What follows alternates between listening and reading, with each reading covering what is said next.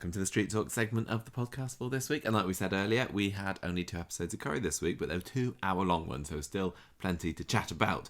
It kind of felt like Monday was all the Joseph story, or a good proportion of it was, and then tonight was back to the Adam and Lydia, not Linda. Let's see if I can get this right this week. And Sarah's story. But Can we not just call them both Lindia? Lindia, yeah, I think you may be right. That's their shipping name. Do we need to I consider don't think this? so. I think Lydia's Linda is back up to Portsmouth. You don't say that not word. Portsmouth. Oh my goodness. Oh my gosh. Can you imagine her getting on a plane from Manchester and ended up in Portsmouth? What would she think? That's a place near here, everybody. It's a student area It is a where you used to live there. We did. He used to live there, yeah. Right, so we're going to start And off with tell you what, it's much nicer now than it was when we lived there. Yes, they got Bloody- Waitrose there now and bloody everything. students. We've got the Portuguese Nana War that we're starting Yeah. off with, although they seem to have called a ceasefire by the end of tonight's episode. Don't say ceasefire. I can say, I'll talk about like this. I was racking my brains to try and think of another storyline title for the CAD and the boundary dispute. And the best I've got at the moment is terrible. It's Scotch on the Rocks, because Adam's Scottish and the marriage is on the rocks. And Gemma told me earlier that Scottish people don't like being called that. So sorry, Scottish people. We've got a bit... What? Okay. What? Okay, carry on. We've got the Batter Bee, Batter Boom story. We have got a bit more of the Drop Dead Ted. Pack 'em Off, which is I think one we used the first time it looks like Brian was leaving the street back way back when he went off to Wales, was it? He wants to go down south to Cornwall. Are we going to lose Brian and Kathy, Gemma? No, we're going to gain them. We're going to gain them down south. And then we've got the Sam story. There was a bit of Samness and Roy today, and I'm sure there maybe was a storyline title for that a couple of months ago, but I couldn't be bothered to look it up, so it's just called Chess in my notes. Gemma, would you like to do Joseph, or would you like to do Adam today? Before we start, What? as we know, there's an ongoing conflict in Ukraine, Russia, horrible, nasty. But what does Gary think? 5 years ago this year, he was in Ukraine. Was he? And I was lecturing everybody on the show that it's not the Ukraine, it's Ukraine. Yes. And now we all have to say Kyiv, not Kiev, and have chicken Kyivs for dinner. I don't think Gary has got anything to say about Ukraine at the moment. He's probably forgotten. And also, we had Sarah using the phrase Russian spy. Did she say that today? Somebody said the phrase Russian spy today. Oh, gosh. And I was like, I bet you they were like, oh, do we take that out? Or is it topical? I don't know. Is it insensitive? I can't work it out. Just leave it in. I didn't even notice that. I'm pretty sure somebody said that. Okay, right, Gemma. Do you want me to say this? What? Sorry, I was distracted because I was looking up Ukraine. Do you want... No, yeah, you do the Portuguese Nano War one. Okay. Go. I don't think we need to state our stance on this, do we? I've heard so many podcasts where they talk about it. About what? Like we No, stand we don't against. need to talk about it. It's We obvious. stand Let's with talk the about people of Coronation Ukraine. Street. Talk about Coronation Okay. Street. That's what we're here We're for. focusing on the things that we're here to talk about, Yes. and only tangentially when it is to do with Coronation Street, which weirdly enough, It has been. Ukraine has featured. Well, it's been going Yeah. 60 years. They're bound to have They've popped over mentioned once or twice. every single country. Right, come on. Portugal is the Sorry. country that we're talking about now. Portugal's okay. On Monday, Chesney is moaning at himself for being a pushover with Linda after he agrees to let her take Joseph to school. And then Linda shows up and she's bought him, this is the problem, it's not Chesney that she's bought these shoes for, it's Joseph, bought him a new pair of the ugliest shoes I've ever seen. But he likes them, so that's the main thing, You don't isn't know it? what's cool with the shoes, Gemma. Apparently Velcro, which is perfect because nobody's got time to help this poor child, even to tie his own He doesn't even know how shoelaces. to tie his He laces, probably no. doesn't. Chesney has to admit that it helps because his friends have been laughing at him for his horrible shoes. Listen, love, they're not your friends if they make fun of you. It was How old Callum and... I can't remember what they're called now. Ben? It was Ben Callum, innit? Yeah. These Denders people. How old is this boy? 10? I don't. Your 10-year-olds aren't really mature enough to not make fun of them. I make fun of my friends for their shoes now, and I'm nearly 40.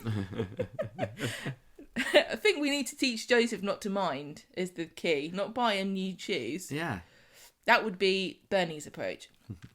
Later on, Chesney is backing down on the idea of Joseph going to Portugal. And Gemma's like, I can't believe you're just letting him go. Oh, yeah, I'd forgotten that that's what he decided. This was like the kind of, what's the dilemma of Monday, wasn't it? It was Gemma and Bernie like wailing and weeping like hired mourners at an Egyptian funeral. I'd forgotten. And Chesney just stoically going, I will sacrifice my son. Like, if at any point over the last, however, since the Twas were born, you had not been proud enough to accept help, you wouldn't be in this situation. So you've basically, your pride has brought you to the point at which you're considering sending your child to a foreign country to live.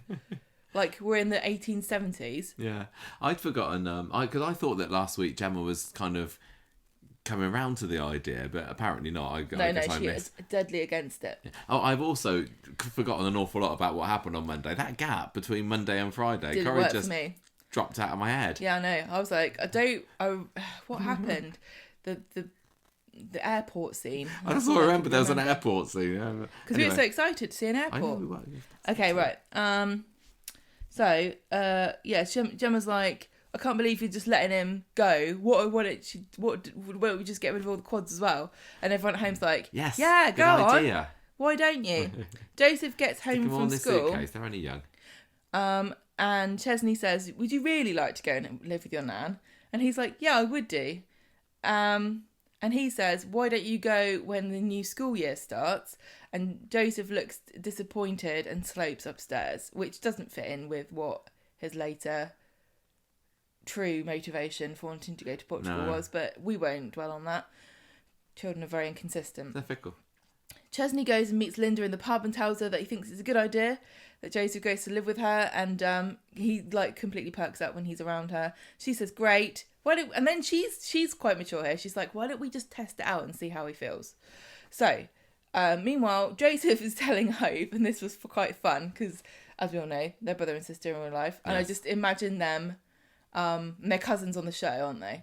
I imagine them and they're like going, oh, Mum and Dad, we're gonna go and practice our scene. Or maybe the parents like, get in your room and practice. She's like jealous. She says, I'd kill my own sister to live in Portugal.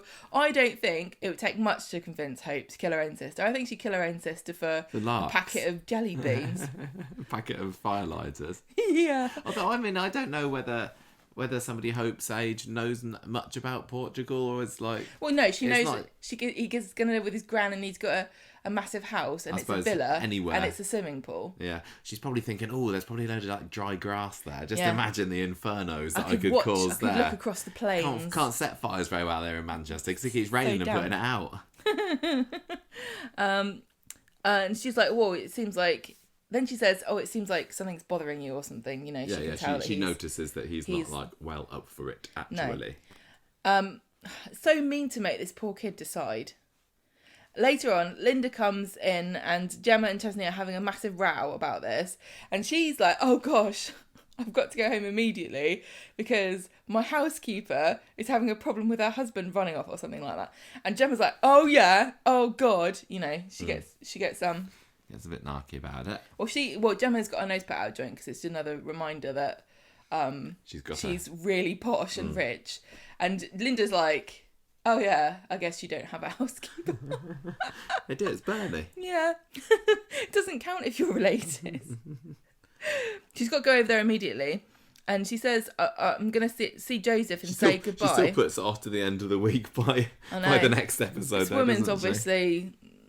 Maybe she's got a new boyfriend already.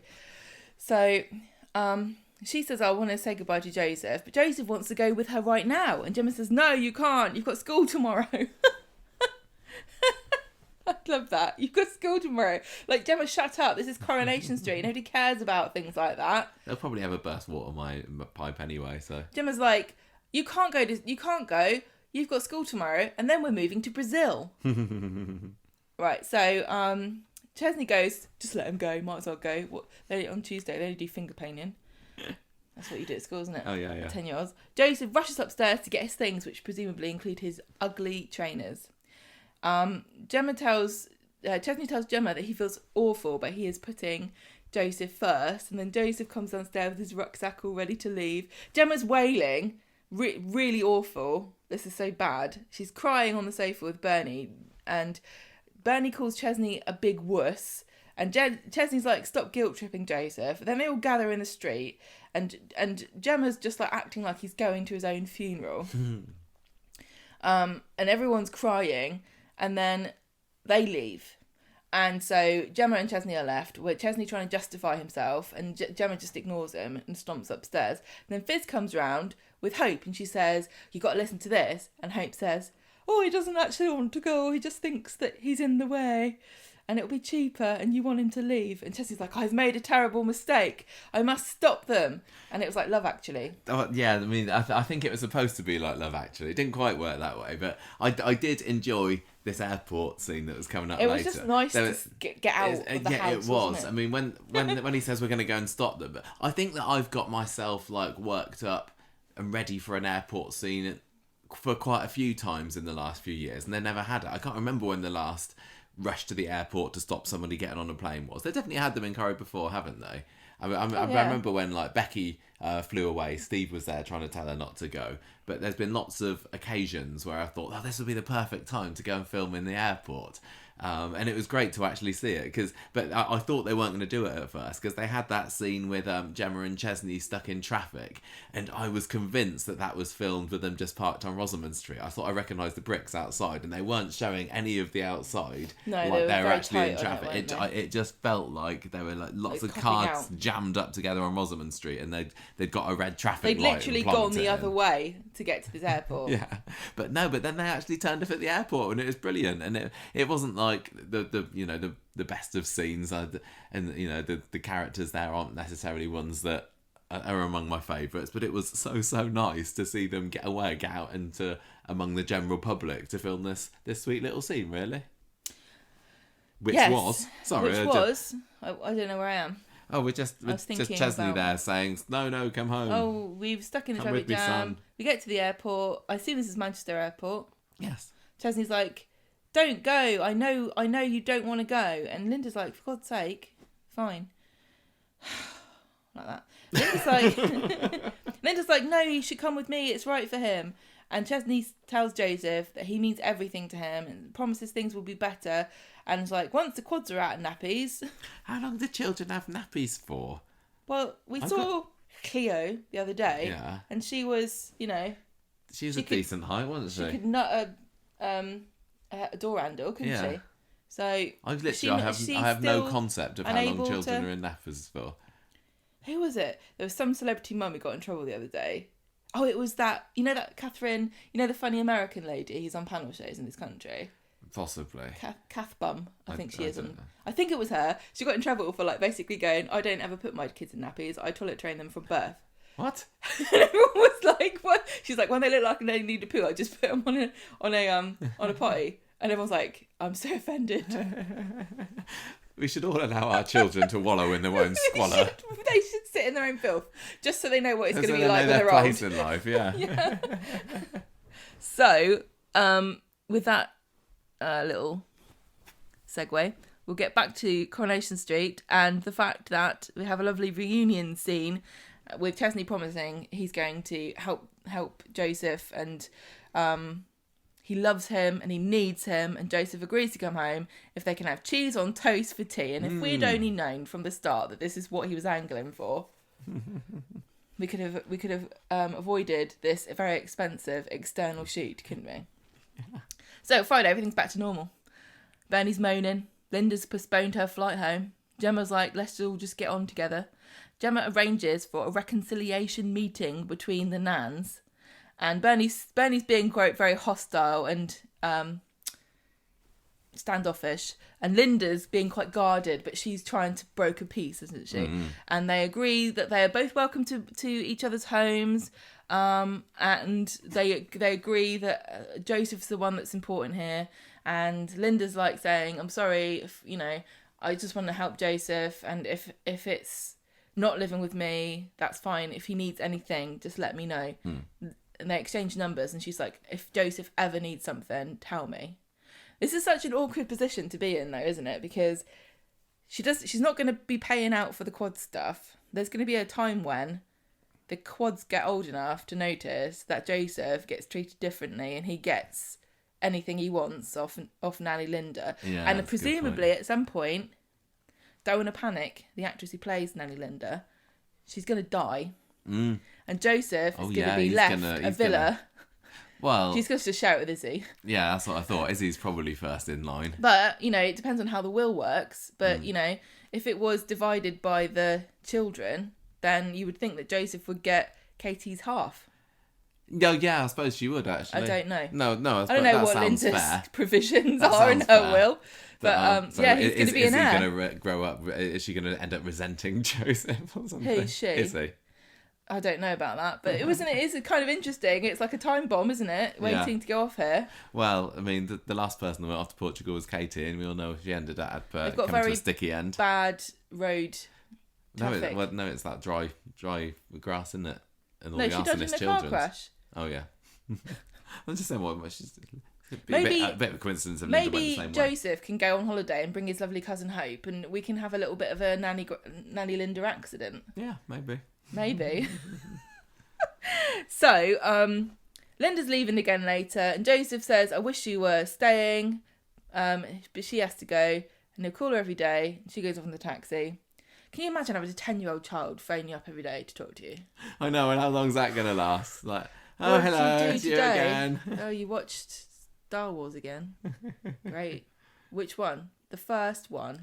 Yeah, I just The love first one. how Joseph. this grandma who's had not really anything to do with Joseph for the last 5+ They're years. Or fast whatever. friends now. Yeah.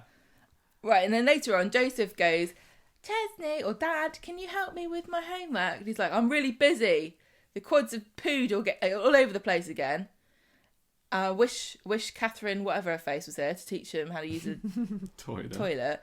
And then he goes, "Okay, I'll do it by myself." And then Chesney's like, "Oh dear, just a day ago I Hang on a promised minute." him that I would help him." And he's like, "Don't worry, I'll help you, as long as it's not maths." So he helps him with his homework. And everything's great. Yeah. And that's the Hurrah. end. That's the end of this story for now. I was quite surprised to see that it turned up in today's episode, to be honest. I thought that with the conclusion that was reached on Monday's episode with the airport stuff, we didn't necessarily need this. I mean, I suppose it Well, it just was sets things up for if they want to revisit it in the future, really, and it's like an all is well at number 5 sort of thing. Well, also, it was, you know, at least they established that Chesney's pulled his head out of his bum to go, "Yeah, I acknowledge that there are issues and I'm actually doing something to address them." Yeah. But if I was Joseph and he was like, "I can't help you now," I'd be like, "Flipping typical. I'm going to Portugal. I'll see you later."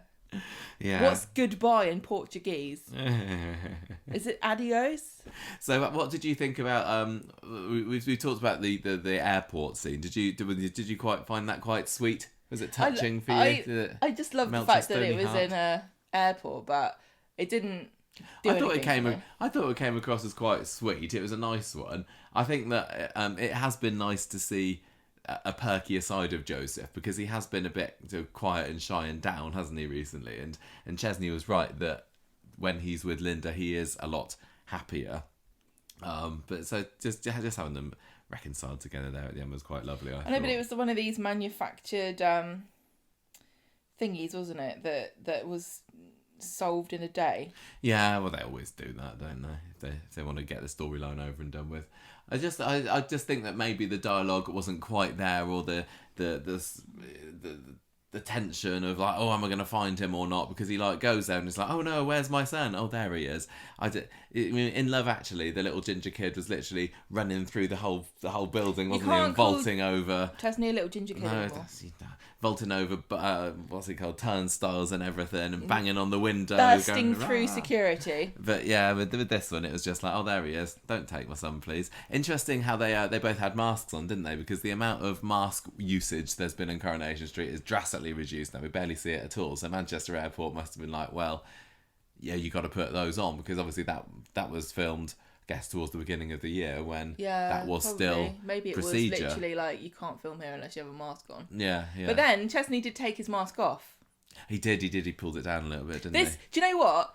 In modern acting, right, where you have masks in a scene and they pull the mask down to talk, is like the equivalent of when a scientist in a movie takes their glasses off to show you that what they're about to say is incredibly intelligent and important. I think you're right. It is. It like adds emphasis, like visual emphasis to what they're saying. Well, Chesney doesn't think at all. I felt. I was so mad at Chesney for other parts of Mondays. The fact that he had just literally given up on his son. It's so funny how we have completely different. Did you think that he was right? We said this before, though. I'm kind of with Chesney here, but you see, I've had a different life experience to you, where in my family, I've had experiences of children being sent to live somewhere else with family to improve their life, and it worked out. Yeah, and we're there. I'm just watching it going, Chesney, you're literally giving up on your son. I can't even imagine that. Well, your family life was very nice, wasn't it? Everybody's like, nobody's divorced in your family. No. Everyone's very nice and cohesive, and like it's unimaginable to you to like break your family up. But for me, I'm like, it's not the best thing in the world, but if it's better for him, I just feels that no, I know that generally the Winter Browns are quite a tight family unit. I think that, you know, they ain't got much in this life, but what they do have is a lot of love for each other. And for Chesney to say, oh yeah, go on then, off you go, and also the fact that when he's like, yeah, go now. That was weird. First it was like go in September, and then he was like, oh yeah, why not? But it felt I'll phone the school and let them know. Like he was reluctantly, you know, he was saying, I failed, haven't I? It felt to me like an acknowledgement that he has actually not managed to provide in the way that he wanted to. And he has been fooling himself up until now that everybody's muddling along okay. But unfortunately, he has decided to remedy this in the most dramatic fashion possible, to like send your child like just across imagine the if sea. he'd actually sent Joseph there, and he was going to wake up on the next day and gone, oh, maybe I was just being a bit dramatic and a bit moany and a bit miserable, and now I've lost my son about it. Maybe that'd teach him a lesson, and maybe he'd smile a bit more and be a bit more on the positive side. He can't it's just, a horrible can't thing. just give Honestly, up on, I everything's acknowledge rubbish. Go it's on, a then. horrible thing to be separated from your kids. I honestly, obviously know that. I did not like Gemma in this. I thought she was awful. You really were having a bit of a I moan understand about that her, she weren't was you, upset, but you never do this to children. Guilt-tripping children. I said this before about when I was a kid. We've spoken about this even in the storyline, about feeling guilt over money being spent or not having enough money. And now the poor kid, Joseph, was like, I know what I'll do. I will sacrifice myself for the good of the family. I don't know how realistic this is that a child would think that, but okay, he did. I think children can be quite dramatic themselves, can't they? I'm gonna go live with Nanny Linda. I mean, the pool's a bonus, obviously. And help the family. And then Gemma's there crying, and now Joseph probably feels like I can't do anything right. We don't really see this from his perspective, but the trauma of Gemma weeping openly as he's trying to go, even if he wanted to go, you know, and he doesn't want to go, but even if he wanted to go, imagine how he would feel to see her doing that making it. I just thought that, you know, I know that it's fictional and Gemma's not a serious character, but I felt if I was Bernie, I would have slapped her on the face. I didn't feel too bad about Gemma. I was just thinking, oh, she wears her heart on her sleeve, does our Gem. But you can't do that to children. I know. I get it. I get it. But I felt bad for Gemma because she was losing someone who she considers her son, and she felt like she was powerless to say anything about it because she's not actually related. She's not really Joseph's mum, so she can advise Chesney, but actually she is very utterly powerless. It's very interesting how there are many blended families on Coronation Street, and I don't think that they ever seem to take an equal stake in the child's life as the parent. Well, quite often they do, until the storyline demands that I'm not saying that. My daughter. Right, well, I don't mean it that way. I think I've phrased that wrong. They defer completely to the biological parent about big decisions, and they kind of act like, oh, it's not my place to say. I don't want to influence you. Like, I have no opinion. Whatever you think is best. But I'm sure that some families in that situation would have a different approach, where they would be like, we're all the same. You know, he's mine, you're mine. You know, etc. I just find it interesting that every family on Coronation Street in this situation.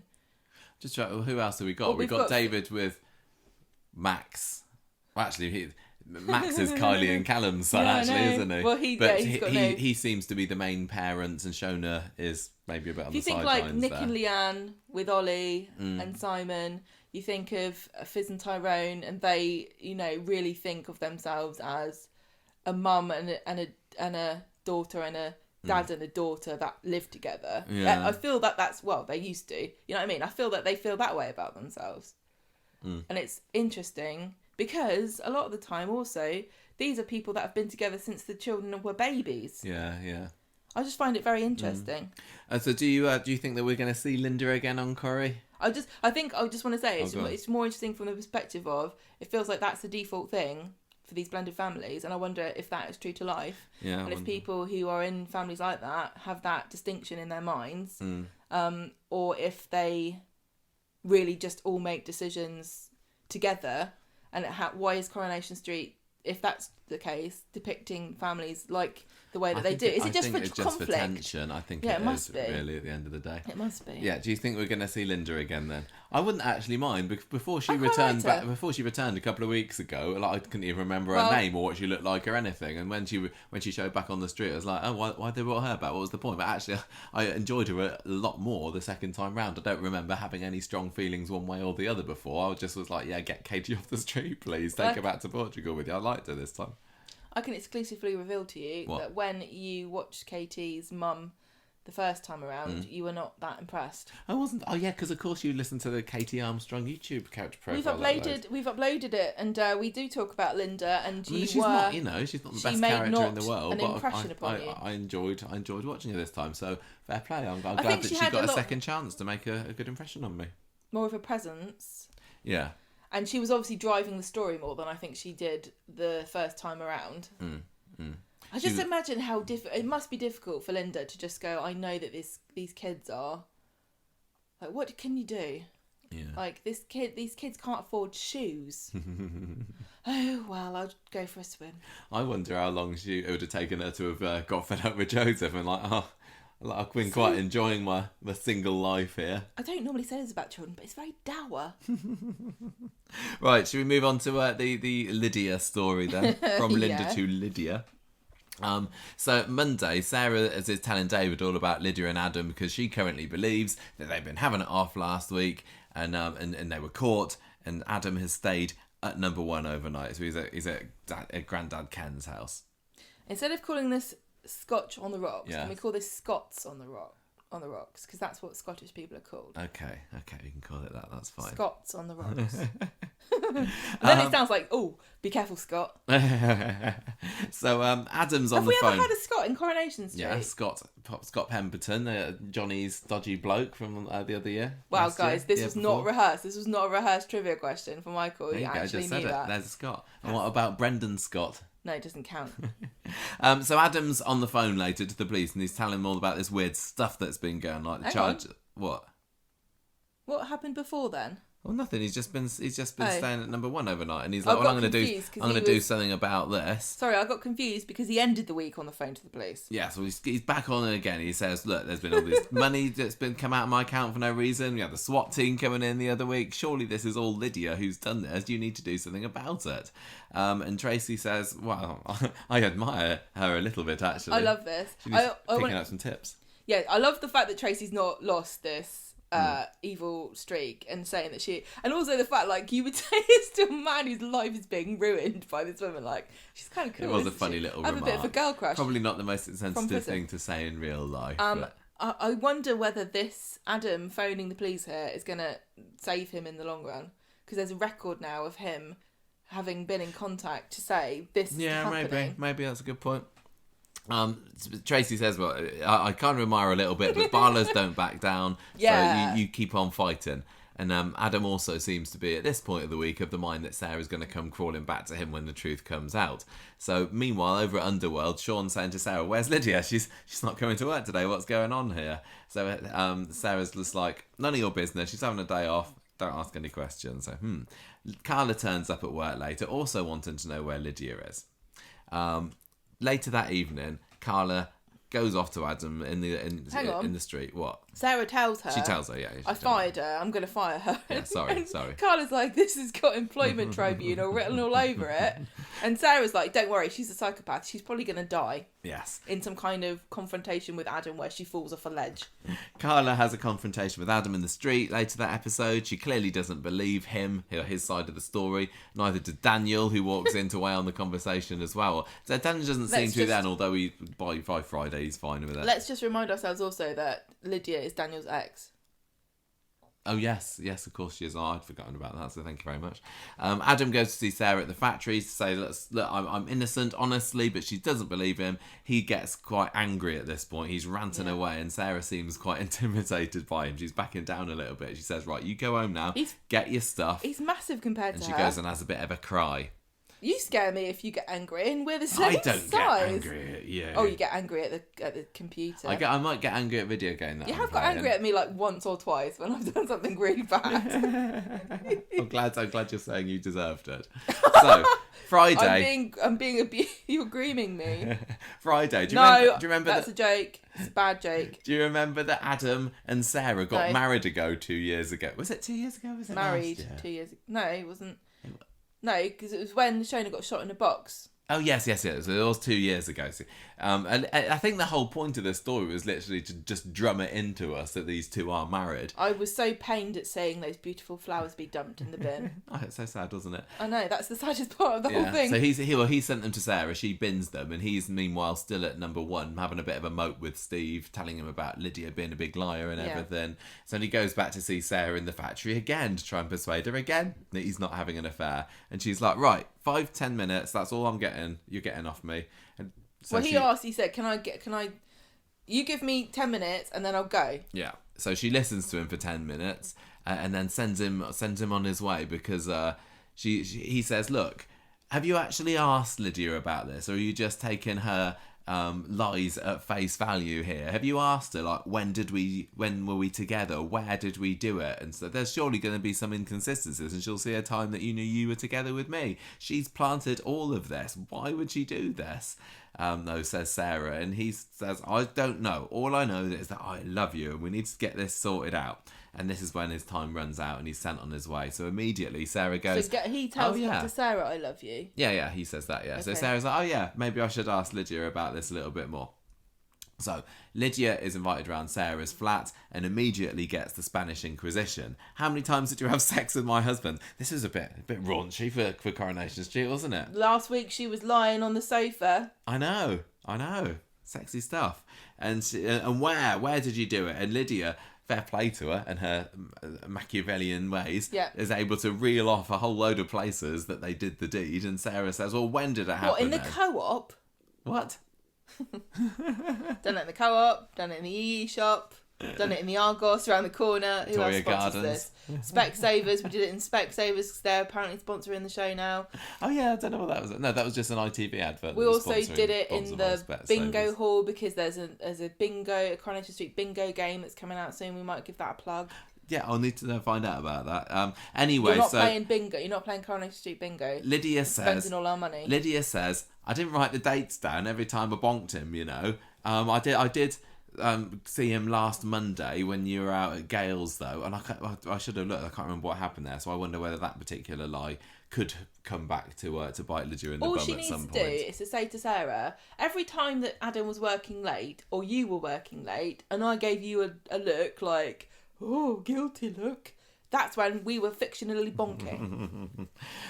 Lydia says, well, Adam is nastier than ever now. He's smooth, he's manipulative, he's still trying to send me nasty messages. And then she shows Sarah her phone. And Sarah says, well, this isn't Adam's number. This isn't him that sent them. And Lydia says, oh, well, he got himself a new one, actually. So Sarah says, I'm going to see what's going on here. I'm going to ring the phone. And I thought that was a great move. I thought, oh, is she going to catch Lydia out at this point? But no, Lydia has been in there and planted the phone inside a set of drawers in the flat. Wouldn't it be so funny if Lydia didn't think of this and then her pocket starts ringing and she's like, oh, that would have been that would have brought a very swift end to the story, wouldn't it? But no, it's in a set of drawers, and Lydia's like, so that's his hiding place. So that was quite good. She's so, I am with Tracy here. Yeah, you can't help but admire the scheming that's gone on here, just for some petty revenge. I have to say, side note here, I've listened recently to a podcast called Sweet Bobby, which is about it's about a situation where somebody is tricked for a very long period of time by somebody else, and it kind of reminds me of like how sneaky this girl is. It's making me wonder how long is Lydia gonna string this out But for. I recommend it, by the way. It feels like she's kind of set up everything now, and now it's all just falling into place, you know? It doesn't feel like she's going to do anything else really schemy. You're although right. What she did today was getting Adam arrested at the end of it. Yeah. Although what's her end game? that's particularly, I think she came up with on the fly. Yeah. Anyway, but we'll get to that. So, so Daniel, we see going to see Adam at the lawyer's office later and says, look, you need to come back to your flat. There's a classic soap scene going on here. All your bits and pieces are being thrown off the fire escape of the Red Bank fire. This is probably going to be in the clip show about what happened this year. Come and watch. It will be. It's your stuff. So Sarah's on that zigzaggy fire escape thing outside the Red Bank throwing apartment. Things through the ghost of Rana. Yes.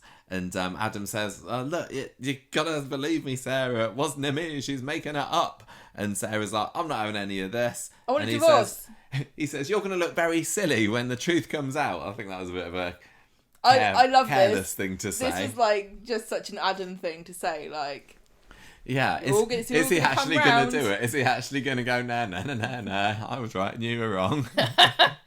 And she says, we're trying for a baby. And Sarah says, not anymore, we're not. I'm going to be sitting on a chair normally from now on. Thank you very much. Yeah, I'm going to angle my hips my normally. key back. So I'm wondering whether this is going to be a way that Lydia's going to get caught out, because Lydia doesn't know that Adam hasn't got the key. So I think that she might let herself in round the flat and do something to try and make it look like Adam has been in there and done something, whatever it is. And Sarah's going to be like, well, no, he couldn't have done. He hasn't got the key. But then she'll say, he probably cut another one. And then Sarah'll be like, Maybe, but I think that, this is driving me mad, right? This storyline, I know that lots of people don't like this, but this is so clever, because imagine if you're Sarah, like how would you not believe everything that Lydia's telling you? It's very convincing evidence. Because you can't prove something didn't happen. No. And she's got proof that things did happen. And he's got form for cheating on her. Adam's right that she was just kind of believing everything that Lydia said without really interrogating her on it. Yeah, she didn't really ask any hard questions, but she was emotionally blindsided. Yeah. And then when she did ask questions, Lydia could answer all of these questions. And Adam's playing right into her hands as well, because Lydia's starting all this, he's so scary, he's so angry, he's so irrationally angry. It's like, he's not irrationally angry, he's actually, this is completely rational. If anyone would be like shouting and screaming and going, everyone's gone mad, I can't understand what's happening, why do you not believe me? And it's very handy for Lydia as well that Sarah saw Adam's angry side at the end of Monday's episode when he went to the factory, and she was kind of cowering a little bit as well. So yeah, he goes back to number one for a little bit, and he basically says, I'm going to sort my life out, which means going round to Lydia's flat, which is I think the first time that we'd seen it, wasn't it? Another nice new set alert there. It reminded me of the flat that Laura lives in. I can't remember what that's like. Very similar. I thought that this flat was a bit nicer. I don't know. I think they might have taken this. I don't think it's the same furniture. Anyway, he's there banging on the door. We need to sort this out, and she starts acting like she's really scared of him. And I wonder whether she should have been recording that at any point in this storyline. If anybody was just recording something, I think she might have recorded a section of it. Because she was saying things that didn't make sense. And he was being to her, he was being to her and irritatingly calm towards the end of it, because he was like saying, I'm completely calm at the moment. I just needed to know what's going on. Yeah. Well, he twigs on. I think he starts off. I can't remember, but I think he twigs on to quite early on that I'm playing into her hands if I start shouting. Yeah. So eventually, because the neighbours will say, he came round and he was yelling and banging on the door. So eventually she says, you can come in. And there's this is after we've heard lots of strange banging about as well. And she's saying things, isn't she? Like, I can't remember what she's saying. No, but she's saying things you might say if somebody was trashing your house. Yeah. So he goes inside, and it turns out she's wrecked the flat. And he's like, she's only thrown her dinner on the floor. And he's like, right, I said, I'm going to phone the police. But the police are already there. I said that in a way that makes it sound like she only actually threw her dinner on the floor. She threw everything. The whole flat was turned upside down. That takes more dedication I've got. I'm not throwing my dinner on the floor. Especially if I made it, it'll be delicious. The episode ends with Adam getting arrested. And we had a couple of scenes with Daniel. Well, hang on. What? He walks in on everything. He knows that she's tricked him. Yeah, the police come around. And then he says, I'm going to phone the police. And the police are like, haha, we're already here. Yeah, he gets arrested, and that's that. There were a couple of scenes with Daniel, and there was a nice-ish one between Nick and Sarah later, where he's saying that you definitely don't believe Adam, and he definitely didn't send the text. Why doesn't he go to the police about all this and stuff? But yeah, it was mostly the main drama at the end of the episode was what was happening with Adam and Lydia, and I quite enjoyed that scene.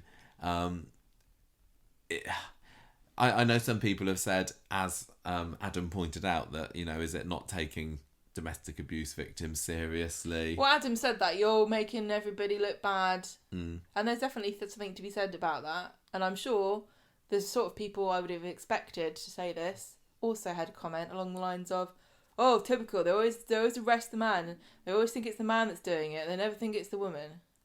Well, he was the one who had the police phoned on him, didn't they?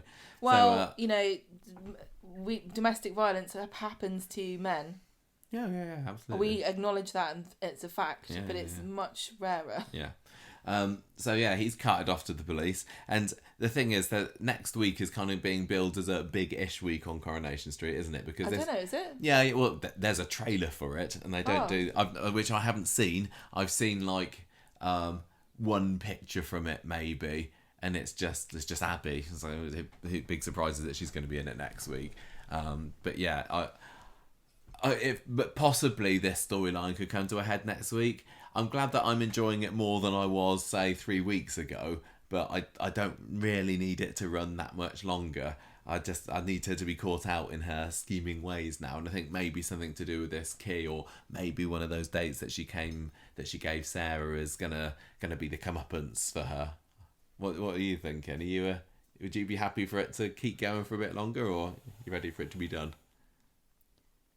I don't know how much longer it can really go. It seems like if the guy is arrested, that feels like it could be a climax. The thing is, right, I know he's talking about who gets arrested when people are fighting, and it can be like, I've heard horrible stories about it where a man is being beaten up by his wife, and even though he's the one that's hurt and physically you can see and she's not, he still gets arrested. But this is not that kind of example, because a lot of the time domestic violence happens in a shared house. But they turn up, Adam's there, and it's her house that's been trashed. Yeah. They can't do too much investigation. They might try and figure it out later, but when you hear hooves, you don't go, it could be a zebra, do you? You go, right, I'm going to arrest this horse. I wonder whether Sarah might even sympathise a little bit with Lydia when she finds this out. She'll say, be like, yeah, he does have a temper, actually. You're a victim. I just, you know what? I'm sorry.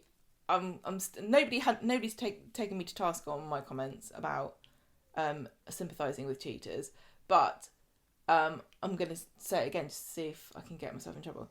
When Lydia came round to Sarah's house, and Sarah was there crying about the fact that, when did you have sex with my husband? I was thinking, do you think back to all the conversations you had with her about her lovely affair and how funny and cool you thought it was? You might be able to work out for yourself, because she told you all this stuff, and you were like, oh, what funny gossip. Yeah, isn't this Lydia funny said, and I didn't write down in my diary every time I bumped Adam, but maybe Sarah wrote down in her diary, never guess what's happened with Lydia's less of a love life today. It was all fun and games when it was someone else's husband. Now you're crying because it's your husband. Exactly. Got a taste of her own medicine, Sarah Lou.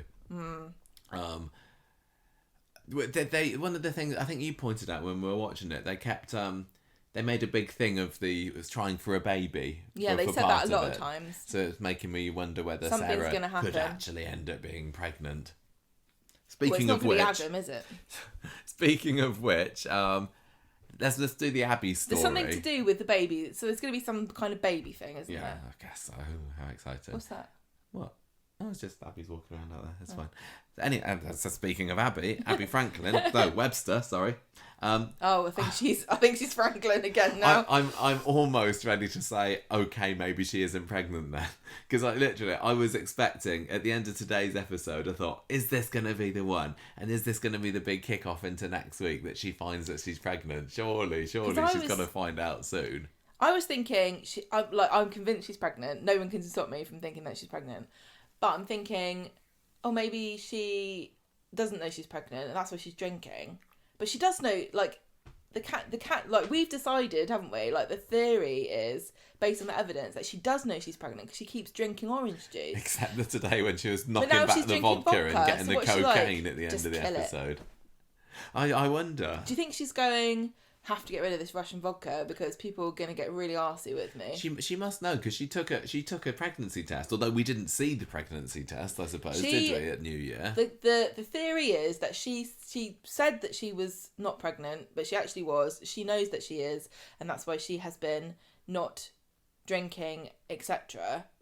But now she either got a false result, and she doesn't know that she's pregnant, but she is pregnant, and she just coincidentally got right into orange juice for the last few months, or she isn't pregnant at all, and she never has been.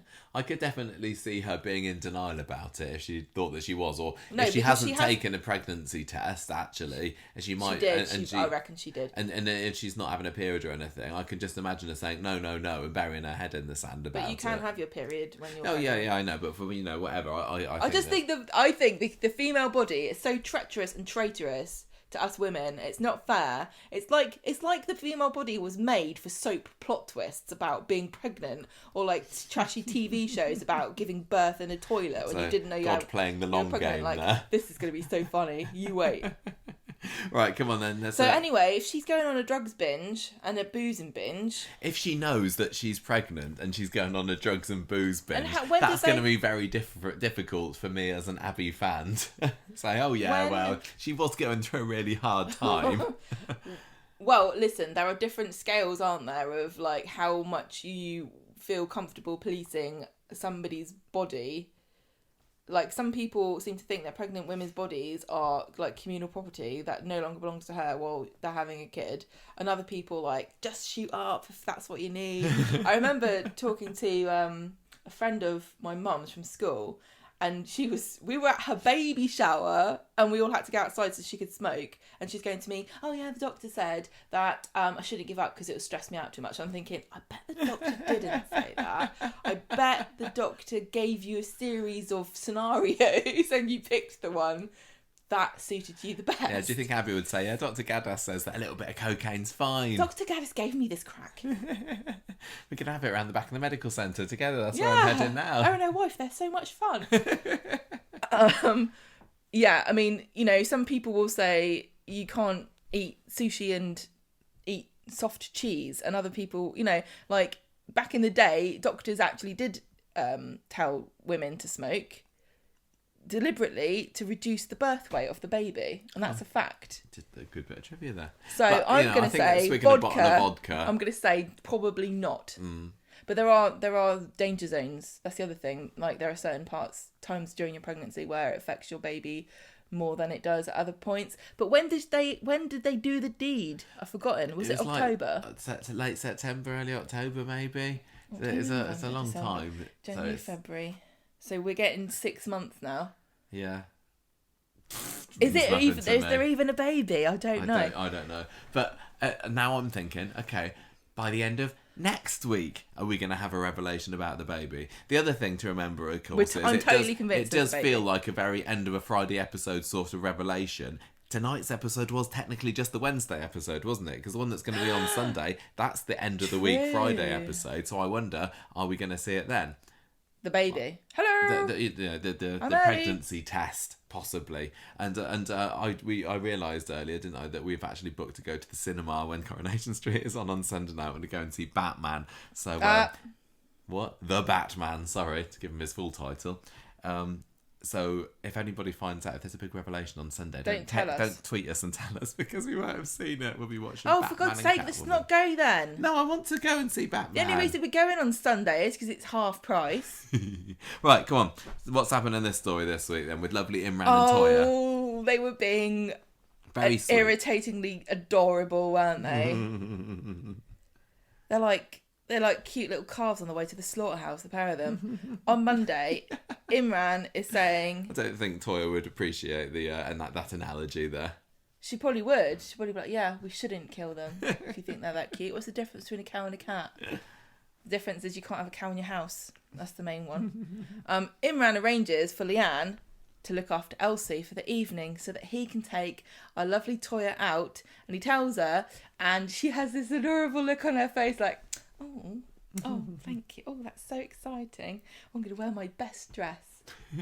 So, and like, she's not like me where I'd be like, well, sorry, I've got a whole week's menu planned out. And if we don't eat this today, it's going to go off. So we can't go anywhere. Back in the freezer anything. With the veggie lasagna. Take these fish cakes out of the microwave. They go in there and Abby happens to come in. And this is Abby's just kind of very purposefully following them just so that she can give them evils. She's not we don't think that's what she's doing. Well, no, she's gone in to see Debbie, hasn't she? But yeah, I think that she is loitering around Imran just to say. Isn't it self-harm? Isn't it? Yeah, exactly. She's engaged in unhealthy behaviours. She's doing exactly to them what she used to do to Kelly. Yeah. Like, oh, I hate you. I'm going to follow you around. Yeah, it is. It's very similar. You know, this is what the press does to poor Boris Johnson. Hates stalking him. So, they're having a lovely romantic meal and poking at their desserts. And Abby comes and sits down. And Imran's like, do you like your pudding? And Toya's like, don't know why you made me get this. And I would rather have something else. That's coercive control. It was a bit naff. It's just like a creamy meringue, wasn't it? It looked like a rum baba. No, I love rum, but I don't think it was. No, I thought it was just a pile of cream. I thought I would have tried to persuade her to have a really nice pudding. Like Imran's like, I spent quite a lot of money on this ring. I'm going to hide it inside the cheapest thing on the menu. It didn't look cheap. It did. It was just like a meringue. If you were going to propose to me and you were going to hide something in a pudding. Good luck. Hide anything in a pudding, or hide a ring in a pudding? Okay. What did I say? You said, I thought you said hide anything. Oh, I don't know what I'm talking about. If you were going to hide a ring in a pudding for me to get a surprise, yeah, you'd be waiting forever, wouldn't you? Yeah, because you don't like a pudding. You'd be like, Gemma, why don't you have this pudding? I'd be like, no, I don't. Whenever we I'll go have out the for a cheese meal, board. I always have the pudding, and Gemma just has a coffee. So maybe I would ask for it to be just on the side of the saucer or something.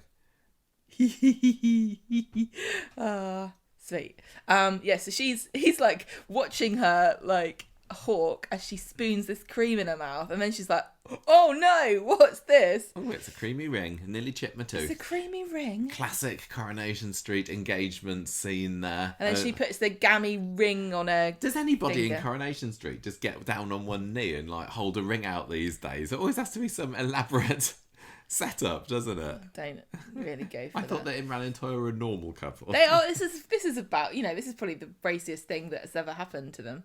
Don't you remember that lawyer's desk? All right then. I'm surprised that they didn't just like whip the tablecloth off and then do it there on the bistro and say, "Oh yeah, Abby, were you enjoying this?" Shut up.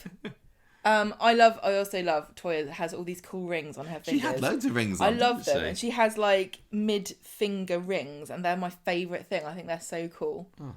But my fingers are too fat. Yeah. So I just watch Gemma doesn't even wear her engagement ring or wedding ring. Yeah, because I was going to Japan and I was thinking, this ring, I can't actually get it off. What if I go on the plane and my fingers swell and I have to have my finger amputated? Then I would never be able to wear it again. So I took it off.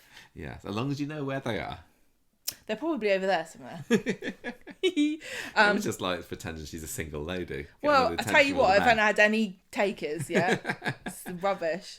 He's walking around Southampton, flashing your naked fingers at people. I was like, why is that woman waving at me with a hand backwards? Well, she thinks she is the queen.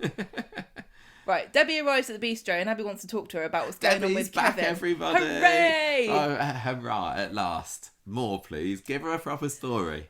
Toya is still being nauseatingly friendly and full of advice and chippering her along, isn't she? She says, fight for your man, you can do it. So in the office, Debbie basically says, look, you're finished, you and Kevin are over, Jack and Kevin aren't coming home until you move out.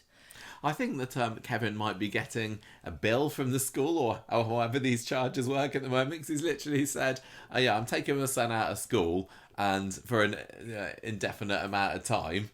Indeterminate amount of time, sorry. How does it work? Do you get billed per day? No, I don't think schools really actually do that. What would happen if there's a persistent absence? Then the school would just form like educational welfare officers or something, and they would be investigated. Oh my God. But it has only been how long have they been away now? A couple of weeks? Yeah. No, not even that. So well, they went off. Not really week. that long. But he can't just never come back if Abby's still there. If Joseph can go to Portugal on a Monday, I think that Jack can hide out in a van. You don't know, the van could be part of the school and he could be going to school every day. Debbie just doesn't know. She's like, sorry, what's I happened, can't help. does she? She says, Abby's I can't like, help you unless you tell me what happened. Yeah, can you help me change his mind? And Debbie's like, I can't until I know what we've done. And Abby won't tell her. So she comes out the office and she starts making a show of herself by drinking Toya and Imran's champagne. Or pretending to. And stropping off. And Toya's like, I'm really worried about her. And Imran's like, look, she's just a slapper. She's fine, don't worry about her. Which is what the line he continues to spin on Friday, isn't it? He's like, stop talking about Abby. On Friday, she's like, do you know Abby? I'm just really worried. And he's like, shut up. She let herself out. She's grown up.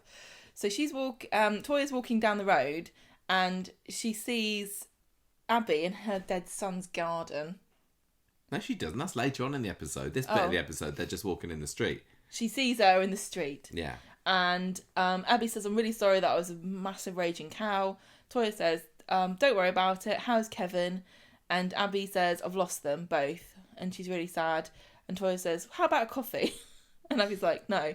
So then she goes and sits then she goes to number 13, does Abby, and starts packing her stuff up and looks at a picture of her and Kevin all sad. Then she goes to sit in her dead son's garden.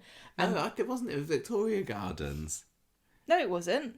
Wasn't it? She's definitely sitting in Seb's garden. Oh, okay. If you're the director, why would you put her in the garden that's literally up the road from the garden that her dead son... Oh, right, yeah, you might be right. Probably right. I'm almost certain. Right. All right. She's drinking a bottle of vodka. And Toya finds her and says, you need to go to an addict meeting. And Abby's like, it's just day drinking. Everyone does it. It's Friday. It is Friday. That is true. Everyone does get drunk on Friday in the middle of the day. And Toya says, it sort of I'll take you to this herself meeting. that she goes, so they go together and Toya wants to wait with her, but Abby says, you just let me do it by myself. I'll be fine. Then Toya finds Abby later walking home with this person. She's like, oh, this is my new sponsor. He's going to help me. Isn't it great? And Toya's like, I'm going to believe everything. I'll see you later. Yeah, that had lies painted all over it, didn't it? I turned to you and said, that's not the new sponsor, no, is it? I didn't know who it was necessarily, that it was going to be a drug dealer, but yeah, clearly wasn't who Abby said. So Imran says to Toya, I'm really mad that you've been... He didn't. Well, look, I'm not happy about it. Stop interfering, but it's kind of good that she's feeling better and everything. But then we find out, like you already spoiled, that this guy is not actually Abby's sponsor. He's a drug dealer, which is a major mistake to make when you're trying to get off the drugs. Maybe he's a sponsor. Maybe she's doing a sponsored drug taking. I'm gonna get. How much coke can she do? I'm sponsoring her. I can see she does 10 drugs in one day. I'll give her £1. And then he says, "Come here. It's okay because she just gives it right back to me to buy drugs. I can't lose." I think we might find next week Abby reaching her lowest point ever in common soap speak. Crying, drugging, pregnanting. I'm not particularly thrilled that to be able to watch that. I'm sure that Sally's going to do an amazing job with whatever it is they give her, but just seeing her go off the rails again. They're doing to her feels a little bit what they've done to Carla what they've done to anybody, like Carla, any number of them. Emma is having a bit of a rad time at the moment. Yeah, they are. But Abby's still got a bit more life and spark to her. I don't think that she's completely, lost it. But I just think that they need to explore other ways for her to react to bad things happening than just getting off on drugs again. Although it's probably very, very realistic that the ex-addicts will relapse. Well, yeah, that's the thing. It's very common. This is why it's best not to do it to start with. Yeah. That's not helpful, is it? No. Once you've done it already. Yeah. It's like credit cards. Don't get them. I had mixed feelings with Imran this week because he's just I hate the horrible juxtaposition of isn't it romantic and they're getting engaged, but also he's lying to Toya and it's obviously going to come out sometime. It's like, I just want to say, just get it out now, please. It's like watching a 5-year-old running happily towards a great big house of cards because they're so excited they want to give it a hug. And as soon as they touch it, the whole thing will come crashing down and there'll be tears. And whoever it was that built it's going to get really mad, but they can't get too mad because it's only a kid. Yeah. And Toya was admiring her engagement ring. Do you think that the affair is going to come out between them next week if it is a big week? Do you think Toya might find out the truth? What's going to happen? I kind of hope so. I just want the thing is, right? If Abby is pregnant, I can't be dealing with seeing them all happy together. I can't watch that. I know that it's just knowing that it's doomed. I know that it doesn't seem that likely that Abby's pregnant now. I still believe it in my heart. So the question is, how long will this binge last? This drugs binge? And what effect would that have on a baby? And are they actually is that a route they're going to go down? Like, is this baby going to be horribly affected and and be born with health conditions? I know what's going to happen. And then, Toya and Imran have to, she deserts it, or Toya and Imran have to foster it, or what? Yeah, I wonder. I think though they might go down the tried and tested soap route of she finds herself having to go to hospital next week when she's found in a drugged up stupor, and then the hospital person says, "Don't worry, the baby's okay." Oh my god! Probably, yeah. That's what happens in soap, isn't it? Or they go, "Do you want this baby? Because you can take it out now." I don't know. I don't know what the dates are. No, I don't. I think that she's too late to have an abortion. If it's this long, she must be. She's got to carry it to full term now. Maybe they'll be like, if right, there is a baby. I'm still going to be insisting once we get 10, 11, 12 months after it. No, 2 she years is later. pregnant. She's just still not showing yet. Yeah, I'm determined. Yeah, maybe they should get to the hospital and be like, right, we're taking it out because you can't look after it properly and we're going to put it in an incubator and it'll be really sad. Right. Next, how old can a baby survive? What do you mean? What's the youngest baby? I don't know. What's survival rates of babies? I've got no idea, believe it or not. That's do you reckon that could happen though? They could be like, right, you're not taking care of it. We're going to take it out. I bet you'd be in camembert as well, haven't you? We're going to put it in Toya. And salmon sashimi. We told you specifically. So I didn't get any of the memos because nobody knows I'm pregnant. Right, I'm going to move on to the next story, the Emma story. We're back to Drop Dead Ted, and there were some very cute scenes in this week. As much as I was wanting to reach inside the TV and give Emma a good old shaking for being so silly about getting involved with the grandson of the person whose death that they are absolutely involved in. And I just want to say, this man, what's his name? John. He's suffering from perfect man syndrome. So is, just isn't like he? Neil. And who's the other guy? Becky's boyfriend that whisked her off to Barbados. Yeah, who's Neil? Fiz's bloke. You mean Phil? They're the same name. Michael, do I get a point? Is it Neil with 2 L's on the end? Yes, do I get a point? Because in my head it was Neil with 2 L's. Yes! Thank you. Thank you very much. Neil was Andrea's dodgy bloke, the whole again man. So, there is definitely a thing though, isn't there? This doesn't seem to happen to the men. It's always the women who get conjured up this perfect man. Well, that's because the trope is the damsel in distress and here comes the knight in shining armour to whisk her off her feet, isn't it? And you don't have that trope quite so much with with the women riding big up on burly men going, "Oh, my dream! Take me away from here, No, princess." but I think that they should do that. I think Well, that I would be agree a nice with you. change to the expected way of things. But this guy, John, it's like he's been photocopied out of a boy band. Yeah. Or like a children's TV presenter. If you told me he was a children's TV presenter, I'd believe you. Well, he's not, Gemma, because I'll tell you what he is. A trolley shepherd. Oh, yeah. We find out. Was that made up for Coronation Street, or is that really He's what not it's a trolley called these shepherd. days? He knows a trolley shepherd. No, I thought he's a No, trolley he works. shepherd. He works for Freshco's, and he Yeah. says that we call them trolley shepherds. But he was pushing trolleys around. She literally, she went to the Freshco's. Maybe he was helping out his trolley He was shepherd definitely friend. trolley shepherded. He Right. definitely was. Well, we'll revisit this. Yeah. Do you think it's like, you know, the parable of the lost sheep, and the person and the man's got his 100 sheep and he keeps on searching, but he's lost one and he keeps on searching and searching and searching until he finds the sheep that he wants, and does he have that with his trolleys? And then he finds it in the bottom of the Weatherfield Canal. I feel like I'm counting sheep Hmm? with this story. What's the parable of the sheep? What happens at the end? One of them's like... Well, no, it's just like saying the guy kept on hunting until he found the sheep, and it's like God keeps finding you. Or Is it like it's something. always? Is it like the Bible think version of it's always in the last place you look? yeah, I think so. Maybe And it Jesus, is. Maybe it and then is. someone's heckling Jesus, Sorry, I going, should know "Why that would you parable a keep? bit better." Why would you keep looking once you found it?" And Jesus says, "Shut up.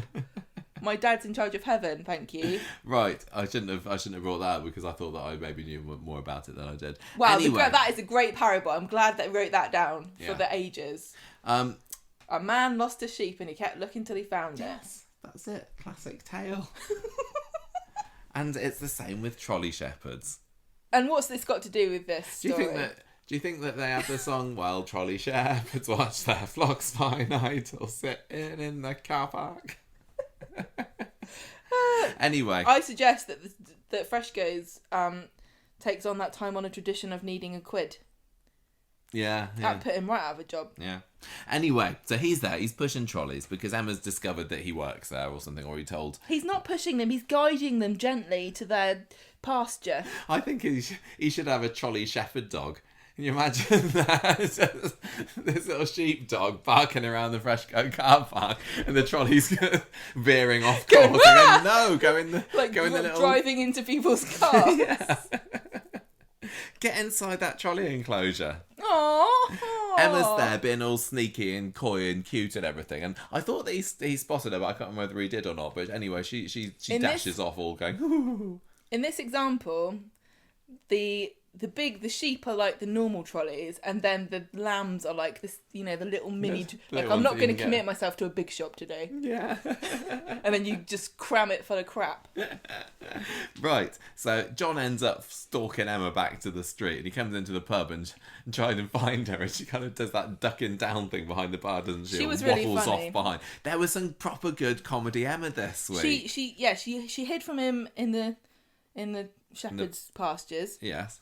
hid from him in the pub, Yes. and crawled along the floor. Yes. Yeah, Yeah, I'm just no, saying. that's what happened. She's cute. Yeah, she was very, very cute. And John- I found it charming. it was very charming, and it's almost making me forget the horribleness of the situation of she was partly responsible for his granddad's death. But I have to say, John does feel a bit like he is lobotomized, because if a woman is following you around but then hiding, I wouldn't be like, this is cute and great and engaging and she obviously wants me. I'd be like, come on, it's the thrill of the chase, Gemma. I've read about this on Twitter. I think I'm not supposed to follow her because then I'm a sex pest or something. Is this like a Me Too thing? Have I got to back off? She's sending me mixed signals. How does he compare to Curtis for you? Because he also had perfect man syndrome at the beginning, didn't he? Yeah, She he keeps did. on finding them, and I'm finding John a lot more interesting of a character and likeable. And when Curtis came in, and I remember thinking, I don't really think that Emma, I want her to end up with this boring guy, but actually I could see her settling down. Again, apart from the whole dead granddad thing with him, I think that they really are quite cute together. John feels like he's on an intellectual level with Emma. Oh, harsh. But they find the same things funny and interesting, whereas Curtis was basically like, you're stupid, I'm gonna be the one in charge of everything, and you're just my pretty girlfriend. Kind of like Ken did to Deirdre. Anyway, he says, look, I haven't been able to get you out of my head since the funeral, so they go to speed dial together, and they seem to be... What? Can I just say, poor Grandad. I know. Literally left in the dust. He's looking down on him going, you go, boy. He's like, no, she murdered me with her friend. They go to speed dial, they have this date, it's quite cute. They both kind of bond over both being useless at relationships. And Craig and Faye happen to be in there as well. Oh, does Faye work? No, do they work? Oh, I don't know. They're there Faye anyway. quit because she had flashbacks of killing Adam. What? No, that was the bistro. Where are they? Speed dial. Oh. Is that speed dial? And they're there anyway, and they're like, what the hell are they doing? Why is Emma hanging around with this guy? And Faye has a massive go at the end, saying, you're an absolutely disgrace. You're so reckless. We could end him in prison. I could be back behind bars again. So at the end of the episode, Emma gets a message from John saying that he had a nice night, but she deletes it. But come Friday, she's still getting texts from him. She's telling Faye, I promise I'll never speak to John again. But yeah, I don't think that's going to be the last time that she's going to see him. Well, it's not at all, because he does find her later. We have a nice scene with Amy coming around the flat, getting a haircut from half-sister Emma later. And this is when the Jacob story kind of just about crosses into there, because they both kind of realise that they're both in complicated relationships. And Amy thinks that it's quite cool and gossipy, but Emma doesn't, because there's a possible prison sentence involved with hers. Emma says, look, it's somebody I met by chance, can't go anywhere because... And she kind of puts it down to the fact that it's too soon after the whole Curtis situation. And Amy's just like, no, you're just worried about what other people are going to think. You do what's good for you. Go on. And also that during that conversation is when Emma works out that Amy's going out with Jacob. So there's not really much more that happens with that. But I guess that's going to come in important later on. That Emma knows this. I don't know. John eventually finds Emma in Victoria Garden. She's watching Brief Encounter on her phone. And they both love that film. They're so sweet. What's that one about? Why is all these obscure film references? I don't know whether that's that obscure. I've not heard of it, but that doesn't mean anything. Alright, okay, not obscure, but alright, classic film references. We're getting loads of film references. Is this like, are they trying to subtly influence Sofa Cinema Club to do these films on their podcast or something? Yeah, maybe. Is everybody just do you think that Elaine and Tim would like to watch Brief Encounter? Yeah, I think they do. What was the one that I bought? I don't know. I can't remember. What Terms of Endearment she bought a copy of the other week after they watched it. We haven't watched it because I'm not really interested. No, we can't. Anyway. Okay. I did think again. Is it Brief Encounter or Brief Encounters? Encounter, I think. Encounter. No, I thought that it felt like a little bit more natural and believable, or we both like the same thing, than, say, Alina and Tyrone bonding over the fact that she happens to like cars and dogs. It's just, I thought it was cute. I liked it. I agree with you. And at the end of the episode is Emma going back to Amy, and they agree to keep each other's secrets about their secret guys, really. And that was it, really. What do you think about? Do you think that Emma knows that this is a seriously bad idea because she's going along with it? Do you think that she actually sat down and have a proper think and considered what could be the consequences here? Oh, really? What could be the consequences? I don't... Well, surely, I mean, as a soap character involved in this sort of story, character. John's going to find out, isn't he? So I wonder, is she going to confess to him? Because the guilt of being involved in this the other month, back in January, was eating away at her. And I wonder whether she's going to think, look, I just need to get this out in the open now. Either that, or he's going to overhear her talking about it. I can think of a beautiful way to resolve this so they both are happy and they can live happily ever after. What's that? Emma says, John, I've got to tell you something. I'm really sorry. And I can't believe I haven't told you this before. And you can't tell anybody because I'll get in trouble. Your granddad, I accidentally killed him by running him over with a car. And then John will say, no, you didn't. I suffocated him to death because I wanted an inheritance. When did you run him over with a car? And she'll be like, oh, about 3 o'clock. And he'll be like, no, I did that about 5 in the afternoon. You're all right. Don't worry And then about they're it. going to just go off and live on the run together. Why don't we go to Barbados with Granddad's money? He's bloody loaded. I know he lived in a little flat, but he was Nice hoarding theory. it I like it. under I his like it. mattress. In fact, if you'd looked in the U-bend properly, you would have seen a load of coins. Anything else to add about that story? No. Kind of cute, not much more. Speaking of people disappearing off to pastures new, pack them off, Gemma. Back to you. Brian and Kathy come back from Cornwall on Monday. Brian loved it. I think Kathy did as well, but he's more enthusiastic. I don't know what Cornwall's like at this time of the year, but I can imagine it's fairly rainy and windy and Well, the a thing bit is, grey. it is very nice down south in the summer, but during the winter, especially on the coast, it can be quite windy. Yeah, Cornwall is lovely, but quite often I've been to Cornwall many times. Well, lots when I was a kid. It was often quite rainy there for me, so they've had a lucky bright spell. But it's quite it seems striking, like. isn't it? And very romantic. Oh, it's lovely there. It's lovely. I don't blame history Brian and Kathy and or shipwrecks. Brian for wanting to stay there. They found a sweet shop for sale, and Kathy says it's very tranquil, but we're not moving down there or anything. Yeah, But they're talking to Shona, aren't they? Brian can't get this out of his head. And he says, oh, I'd love to live down there. It would be amazing. And Kathy says, look, it's a pipe dream. He's always going on about wanting to move here, there or anywhere. And you get the impression that she's not taking it seriously, that Brian doesn't want to stay in this place forever and he has ambitions beyond owning this back street paper shop. And she doesn't want to move. It's weird because they have only just, taken over it, really, haven't they? How long have they been in charge of it? A couple of years, maybe, max? So I think that Kathy had just decided for herself, well, this is where we're going to end up staying and we're going to retire now. But they're not it is old enough, really, to be like, I'm going to die here, for sure. Not necessarily, but I imagine that Kathy wasn't preparing herself for any kind of major upheaval. No. But I think this is very much in Brian's personality because he disappeared off to Wales or whatever, doesn't he? He doesn't necessarily like to stay in the same place. He's got that thirst for adventure that has maybe been a little bit on the down low in the last couple of years. But when he said this, it didn't surprise me too much. If Brian's thirst for adventure is fulfilled by a sweet shop in Cornwall on the off season, I don't imagine what he thinks of the activities in Coronation Street. I bet he because hasn't it's even far got a more passport exciting. as Brian. Well, that explains why he wants to go to Cornwall and not Wales. You don't need a passport for Wales. I know. So Kathy says it's a pipe dream.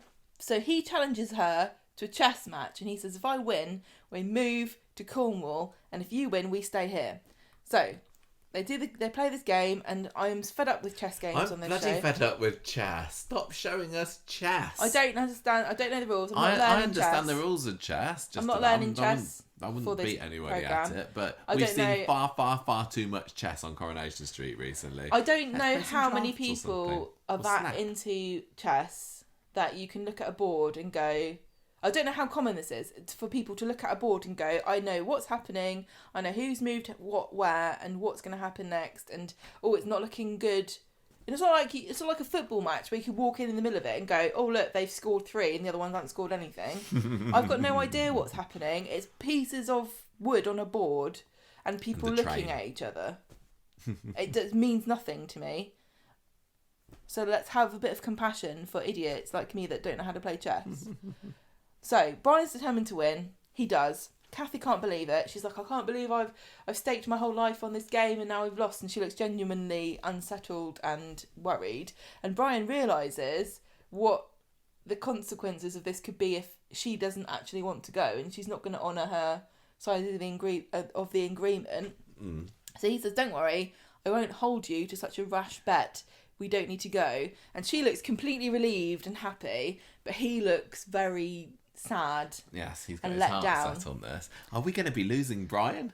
I'm This wondering kind of came out of nowhere for me, really. It's not anything I was expecting. And I mean, this is the most underused character ever. Sorry, not character, couple ever, isn't it? Brian and Kathy are severely underused, which is crazy considering they own the cabin, which should be like a central hub on Coronation Street, but they just not know what to do with them. So they absolutely could disappear. But I'd be sad because I both like Brian and Kathy. I kind of like them. They don't, make They're me not set the world on fire. no, but in the past I've really, really loved Brian and Kathy. So I'd rather they stayed and were given decent stories and scenes to get their teeth into, rather than just flitting off to Cornwall. I'd be a bit sad if that happened. But then probably the following week, I'd utterly forget they were over there. That's the sad thing about them. So fickle, these Coronation Street fans. Yeah. But do you think that they will go? Do you think it's leading there? Is they going to have a stealth exit? Maybe Brian's going by himself. Could be.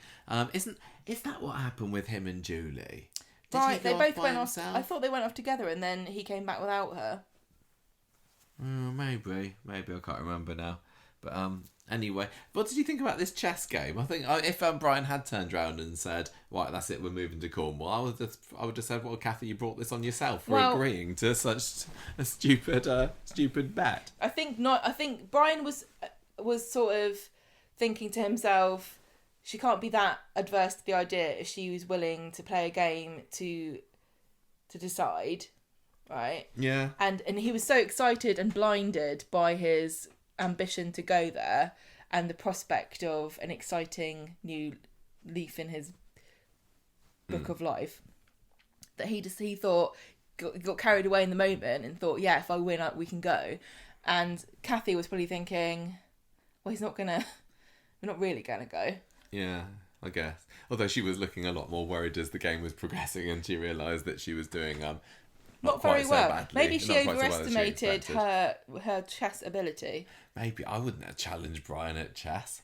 Well, I wouldn't challenge anybody at chess. Yeah. So anyway, we'll wait and see what happens. Do I have to learn chess? No. They'll stop showing it eventually, although the next storyline is also the chess thing, which is basically nothing. Sam reads a book about chess, nearly beats Roy's. Roy. They do have a funny bit where they're challenging one another to the chess game, and it was almost a bit like Western, where we kind of zoomed in on Roy. It's a Cheston. And then we saw Sam like narrowing his eyes, like he's gonna draw a pawn. I liked I quite liked some of the camera angles when the match was going on, and because it was like top down, wasn't it? If only it meant anything to me. It should have been central on the shot, maybe. But, I wonder whether somebody watched The Queen's Gambit. Is that the Netflix show? Don't know. Somebody on the show watched this like 6 months ago and went, "This is fantastic. Everyone's going to be talking about chess for the next year. We can capitalise on this."